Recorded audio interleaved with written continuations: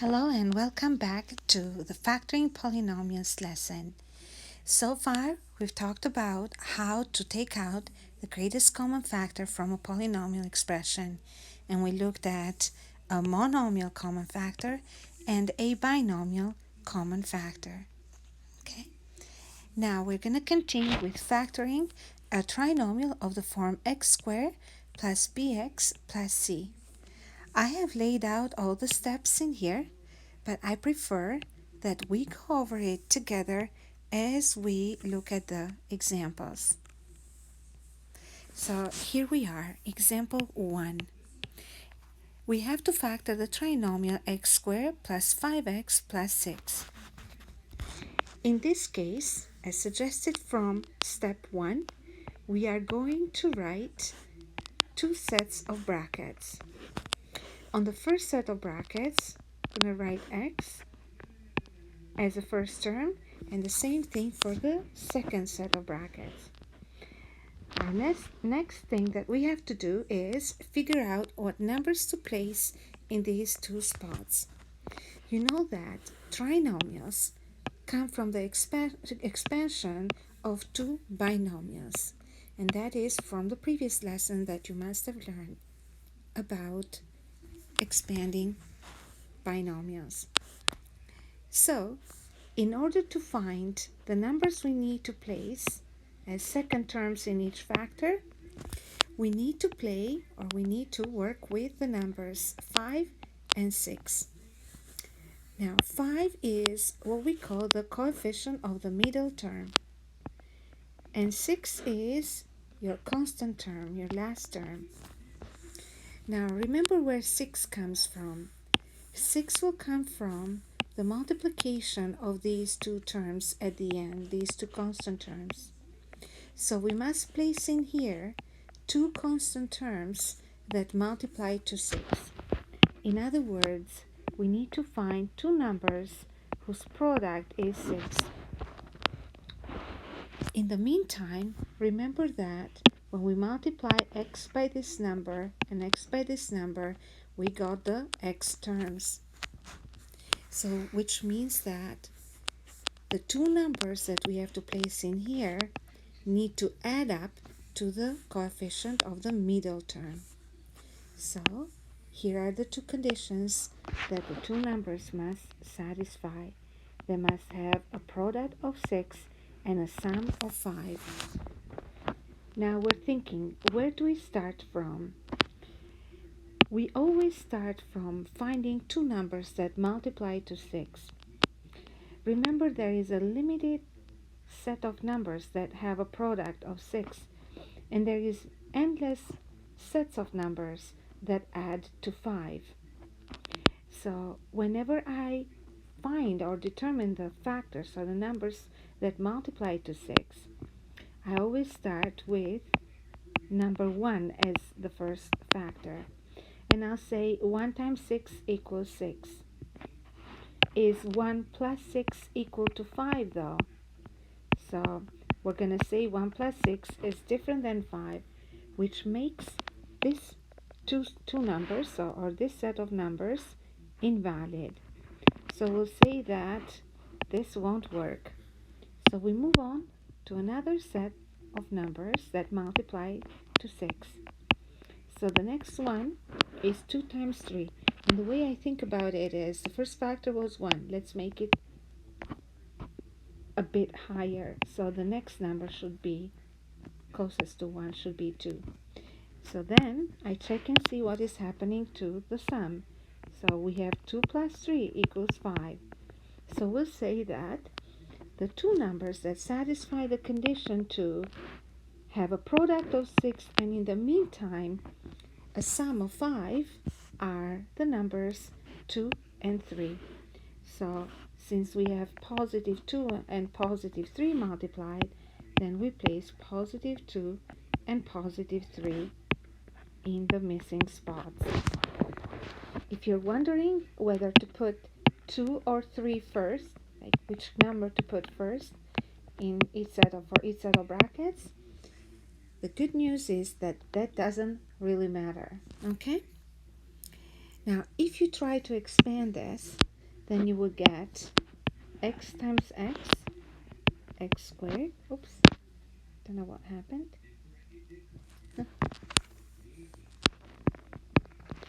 And then x times 3 is 3x. 2 times x is 2x. And 2 times 3 is 6. So x squared plus 5x plus 6. So we obtain the same expression we were given in unfactored form. And that makes sense because when we factor a polynomial expression or a trinomial, we would say more specifically in this case, the value of it shouldn't change. Okay? Let's try one more. X squared plus 7x plus 12. Step 1, 2 sets of brackets. Next, write x as a first term in each set of brackets. Remember that this multiplication here will give the first term x squared. Next, identify the coefficients of the middle term and the constant term. And then we're going to say we need to find two numbers whose product is 12 and a sum of 7. The sum is 7. I'm going to just switch around the colors here just to be consistent. Not that it really matters that much. So here we go again. I'm going to start with the product. I want the product to be 12 and the sum to be 7. And again, I'm going to start with a factor of 1 first. So numbers 1 and 12 will multiply to 12. But 1 plus 12 will be 13. That's different than 7. So this makes these two numbers invalid. That won't work. So we move on to the next set of numbers that we can have as factors. So the next factors are 2 and 6. And then we're going to say 2 plus 6 equals 8. That's different than 7 again. So we're going to say that won't work. The next set of factors will be 3 and 4. 3 plus 4 equals 7. And here we have a winner. So therefore, we're going to say that the two numbers must be positive 3 and positive 4.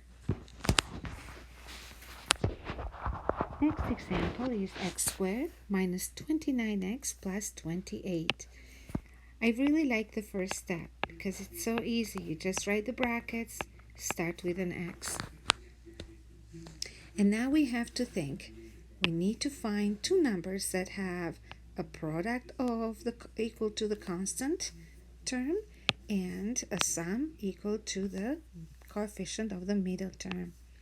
So I will write here product must be 28 and sum must be negative 29. Now there is something to think about in this question which is different than the previous ones. Notice how the middle term here is negative. Now but the product of the two numbers has to be positive. So the middle term being negative suggests that the sum of the two terms must be negative, but the product is still positive. Think about it. What does this mean? If the sum of two numbers is negative, that means we must have negative numbers. Do you think that both numbers are negative or only one of them is negative? Providing that the product is positive, then we'll say that both numbers must have had the same sign, which means that both of them must have been negative.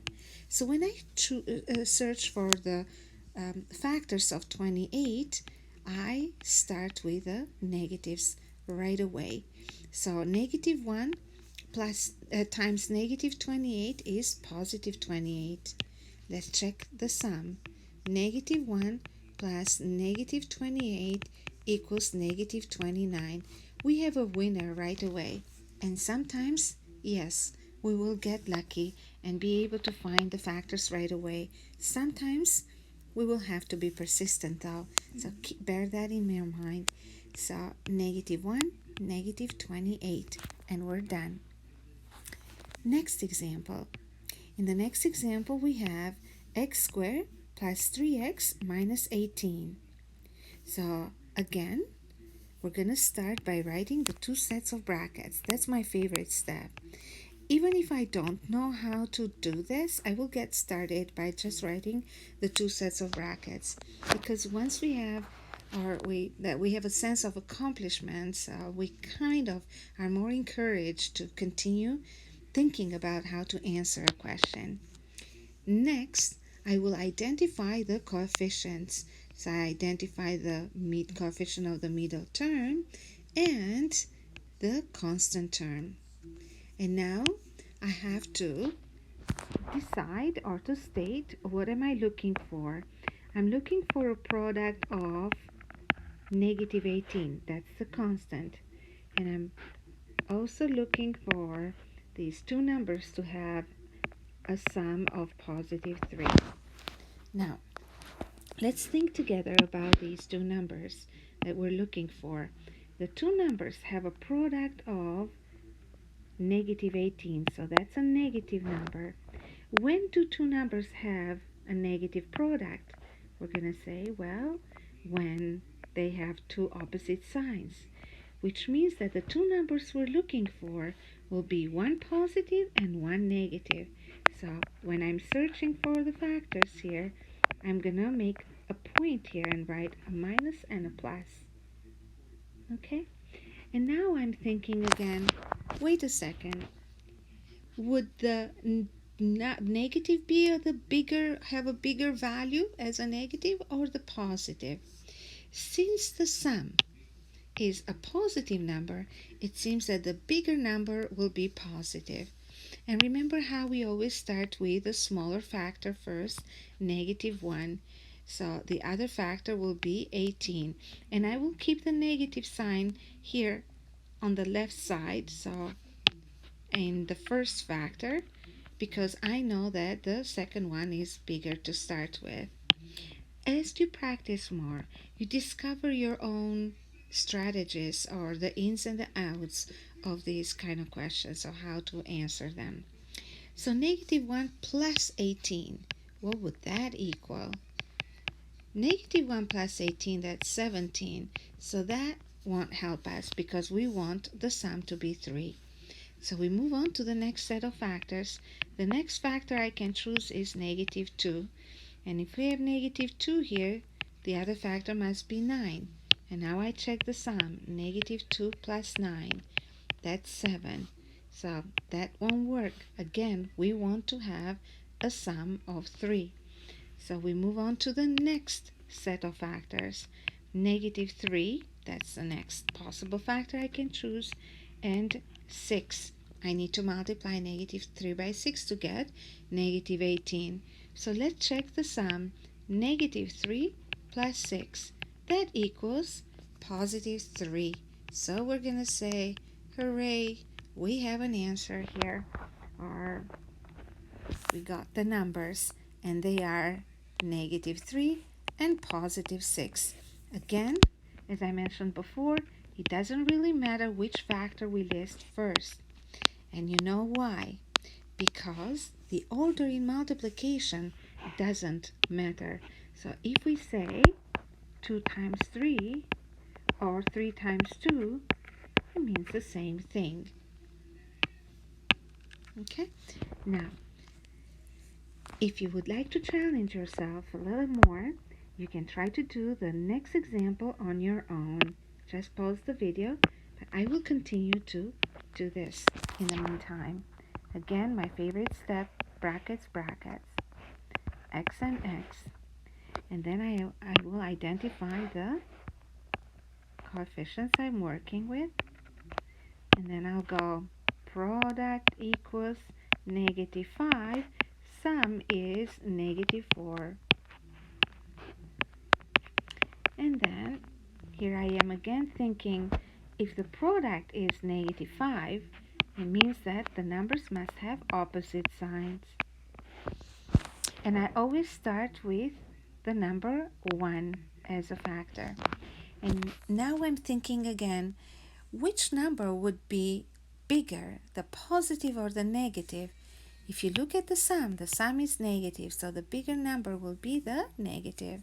So what I'm going to do, since I start with a smaller factor, I'm going to put plus in the first and minus in the second factor. So plus 1 minus 5 will multiply to negative 5. Let's check and see what they make as a sum.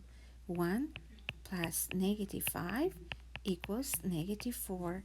So, hey, we have a winner here right away. So, again, we got lucky. So, the numbers we must place in here, remember, are these numbers, okay? So, we're going to take them all the way here. And here we go again. We have positive 1 and negative 5. The next thing that we want to talk about is factoring ax squared plus bx plus c. I would prefer that I create a new recording for this lesson because it's slightly different than its sibling x squared plus bx plus c. In the meantime, I would suggest that you follow the steps in case you get stuck again and practice as much as possible factoring these type of polynomials. They turn out to be a lot of fun because it's a lot of logical math going on in your head. I hope this lesson was useful, and goodbye for now.